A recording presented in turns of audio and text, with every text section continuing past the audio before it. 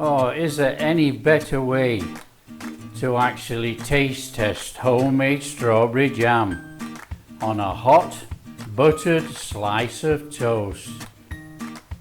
This jam is absolutely flavor bursting with summer freshness.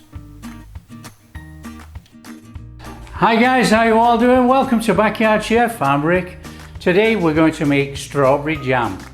It's not strawberry season. We are going to use frozen berries. Now it's very easy to make, so let's show you how to do it. Okay then, let's have a run through our ingredients. You know, we got some sugar. We got frozen strawberries. Now I've got 4 kilos of frozen strawberries. Now it's not summertime here and the strawberries are not readily available. This is why we're making jam with frozen strawberries. So 4 kilos frozen strawberries.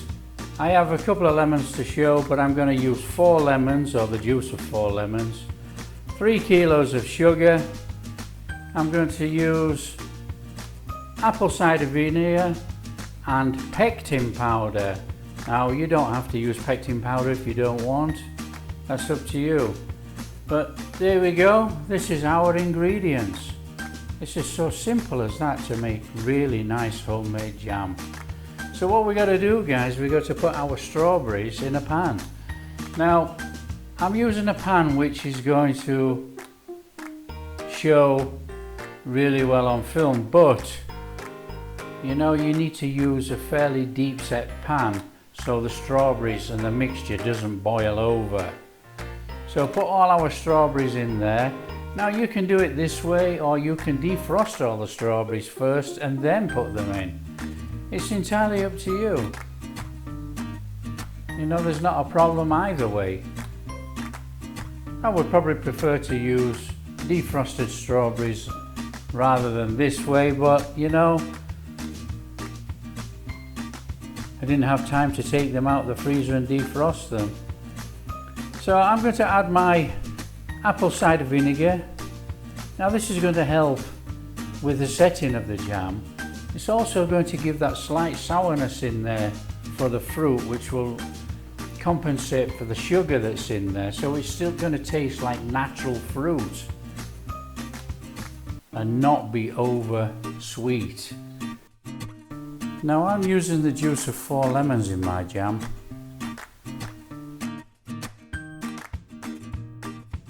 So they help set up the jam, you know, but they have a more important role to play. They help prevent the growth of bacteria when the jam has been jarred. So it's really important to get that lemon juice in there.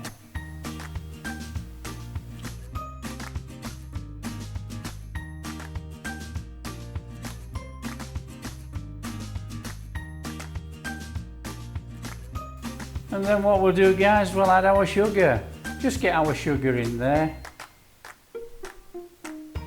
Tip it all in.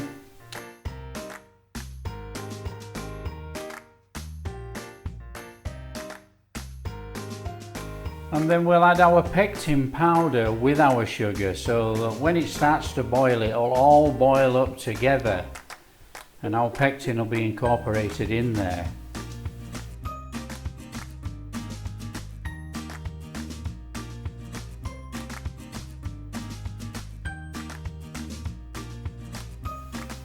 And all we need to do, guys, we just need to give it a gentle mix through, turn on the heat onto a medium heat and start cooking this through.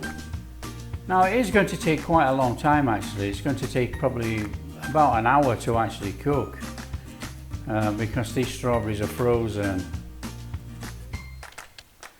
Now going back to the use of pectin powder, if you don't want to use pectin powder, you know, you can use chopped up green apple. Now, using the green apple, you need to add an apple for every kilo of strawberries. Or you could use the juice of half a lemon. Now, like I say, this is going to take some time. It's going to take about an hour. Maybe it's a little bit longer than an hour to actually cook the full process of this.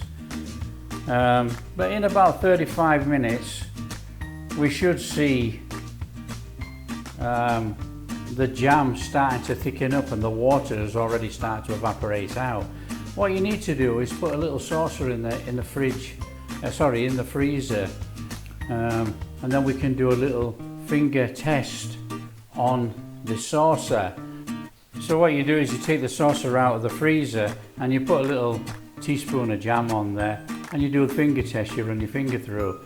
Now if it's set up enough, your finger will just come through and it will part the jam. If it's not set up enough, you just keep cooking for a little bit longer and then do the test again.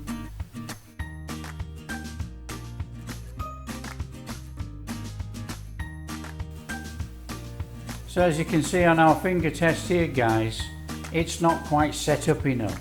So what we have to do is keep cooking a little bit longer until our finger goes through there and parts the jam in this little bowl. And when it does, our jam will be ready. But as you can see, it's thickened up quite a lot already. Now, when you're cooking jam, you always get that scum on the top. When you jar up, just scoop it to one side, you know. As you can see here, guys, look, I'm going to do a spoon test. And you can see it's red hot, this, but it's actually clinging to the spoon. So I know that this jam is okay for jarring. Now I don't want a thick set jam. I like my jam to be a little bit more runny. So I'm going to stop at this stage and I'm going to jar this jam.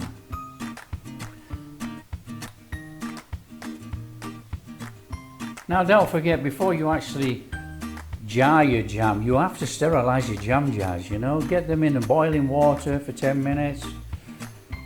Take them out. Let them air dry upside down on a rack. And then what we can do then is we can use a funnel and we can actually start putting our jam in our jar. Now don't forget, when you've got the jam in the jar, I mean my funnel's a little bit big actually for this. It's not a jam funnel. Not to worry. Anyway, don't forget you have to wipe round the top of the jar. Wipe round the top of the jar before you put the lid on. And be careful because this is red hot jam. It's really hot and you probably burn your fingers even through the jar. Be careful. So continue with all your jars of jam. Just top them all up, wipe them all round, put the lid on, and then we have to put it in a canning bath. Now you don't have to put it in a saucepan of water and boil it on a simmer for 10 minutes. This jam will actually last in the fridge for up to 6 months. So if you just put it in the fridge, this jam will last for 6 months. Not a problem. However, if you simmer it in hot water for 10 minutes and sterilize it, this jam is going to last a lot longer, probably up to a year. If it can wait that long. I mean, I love homemade strawberry jam and I go through quite a lot. Love it on toast, love it in different sweets. So there we go, guys, jam made. It's absolutely simple to make. Takes just over an hour roughly. And what better way to taste test this than actually on a hot buttered slice of toast. So get your jam on there, give it a good coating, and then give it the old taste test. Fantastic. Now if you like what we're doing and you would like to subscribe, that'd be absolutely amazing. And we'll catch you next time.